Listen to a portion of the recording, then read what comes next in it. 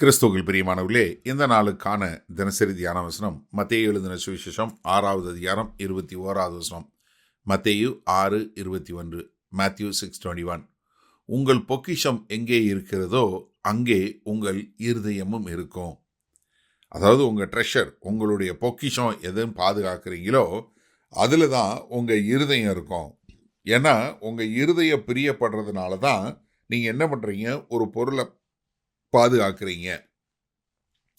இப்போ உங்களுக்கு பணம் அதிகமாக உங்களுடைய ஆசை பணத்தின் மேலே போகக்கூடாது, மாறாக இதில் வரணும். கர்த்தர் எனக்கு கொடுத்துருக்கிறாரு, அதனால் நான் இதை கொண்டு நான் எப்படி தேவனுடைய ராஜ்யத்துக்கென்று வாழ முடியும் என்று பார்க்கணும்.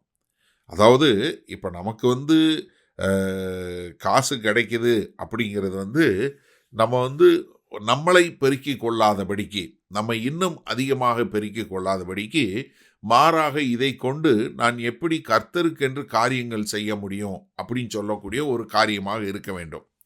ஏன்னா இதில் ஒரு முக்கியமான காரியம் என்னன்னு பாருங்க.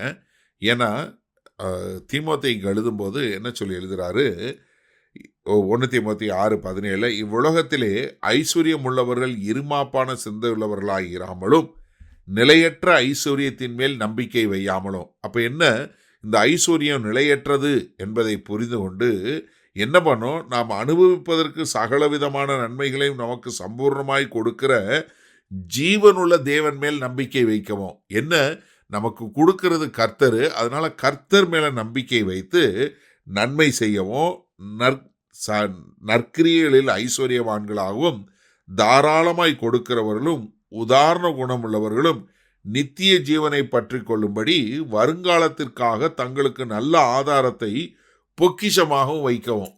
அப்போ என்ன, எனக்கு உண்டானவைகளை கொண்டு நான் எப்படி பரலோகத்தில் பொக்கிஷம் வைக்க முடியும்? அப்போ என் பொக்கிஷம் எங்கே இருக்குது? பரலோகத்தில் இருந்துச்சுன்னா என்னுடைய சிந்தை பரலோக சிந்தையாக இருக்கும். இப்போ என்னுடைய பொக்கிஷம் பூமிக்கு அடுத்ததாக இருந்தால் என்னுடைய சிந்தை பூமிக்கு அடுத்ததாக இருக்கும். இப்போ நீங்கள் ஸ்டாக் மார்க்கெட்டில் இன்வெஸ்ட் பண்ணுறீங்க, அப்போ உங்களுடைய பொக்கிஷம் பூமிக்கு அடுத்ததாக இருக்குன்னா நீங்கள் என்ன பண்ணுவீங்க? ஸ்டாக் மார்க்கெட்டு காலையில் எந்திரிச்சதும் செக் பண்ணுவீங்க, ராத்திரி படுக்க போகும்போது செக் பண்ணுவீங்க. இப்போது நீங்கள் உலகத்தில் ஏதாவது ஒரு ஊரில் ஸ்டாக் மார்க்கெட் திறந்துருக்கா? ஆமாம், ஜப்பானு ஆஸ்திரேலியா மார்க்கெட் முதலே திறந்துருது. அதுக்கப்புறம் நீங்கள் வந்தீங்கன்னா கிழக்காசிய நாடுகள், சிங்கப்பூரு, அப்புறம் பாம்பே, அப்புறம் இந்த பக்கம் வந்தீங்கன்னா லண்டனு, அப்புறம் நியூயார்க்கு. அது நியூயார்க்கு முடியும் போது கரெக்டாக ஜப்பான் ஆரம்பிச்சிருது. அப்போ என்னென்னா, எங்கேயாவது ஒரு இடத்துல பார்த்து கொண்டே இருந்தீங்கன்னா உங்களுடைய சிந்தை, உங்களுடைய இருதயம் எல்லாமே எதை குறித்ததாக இருக்கும்? பூமிக்கு அடுத்தவைகளை குறித்ததாக இருக்கும். மாறாக உங்களுடைய சொத்து பரலோக காரியமாக இருந்தால் உங்கள் சிந்தை முழுவதும் கர்த்தர் என்ன செய்ய விரும்புகிறார் என்று சொல்லக்கூடியதாக இருக்கும். சரி, இந்த நாளில் இந்த வசனத்தை நம்ம எப்படி எடுத்துக்கொள்வது? இப்போ உங்கள் இருதய சிந்தை எங்கே இருக்குது? ஒரு நிமிஷம் யோசிச்சு பாருங்கள். ஆண்டவர் என்னை ரட்சித்திருக்கிறாரு, நான் அவருக்கென்று வாழ வேண்டும் அப்படிங்கிற கர்த்தருக்கென்று வாழக்கூடிய ஒரு காரியத்தை குறித்த ஒரு சிந்தை இருக்கா? இல்லை பூமிக்கு அடுத்தக்கான சிந்தை இருக்கா? சிந்திச்சு பாருங்க ஒரு நிமிஷம். உங்களுடைய பெரும்பாலான நேரங்கள் எதை குறித்ததாக இருக்கிறது? பூமிக்கு அடுத்த காரியங்களை குறித்ததாக இருக்கா, இல்லை பரலோக சிந்தை குறித்ததாக இருக்கா? நீங்கள் அந்த பூமியில் வச்சிருக்கிற எல்லாமே ரொம்ப வீணாக போயிடும், ஒரு நாள் கண்டிப்பாக போயிடும். ஆனால் பரலோகத்துக்குன்னு செய்யக்கூடிய காரியம் என்றென்றைக்கு நிற்கும். அப்போ பரலோக சிந்தை உள்ளவங்களாக இருக்கிறீங்களா, பூலோக சிந்தை உள்ளவங்களாக இருக்கிறீங்களான்னு காரணம் என்னென்னா, உங்கள் இருதயம், உங்களுடைய பொக்கிஷம் எங்கே இருக்கோ அங்கே தான் இருக்கும். அப்போ உங்கள் வாழ்க்கை இந்த பூமிக்கு அடுத்த வாழ்க்கை அப்படின்னு நினைக்கக்கூடிய மக்களாக இருந்தீங்கன்னா பூமிக்கு அடுத்த காரியங்களை தான் செய்வீங்க. நிறைய நேரங்களில் இன்றைக்கு அநேக சபைகளும் சரி, அநேக ஊழியர்களும் சொல்லி கொடுக்கறதே ஒரு தவறான உபதேசம் சொல்லி கொடுக்குறாங்க.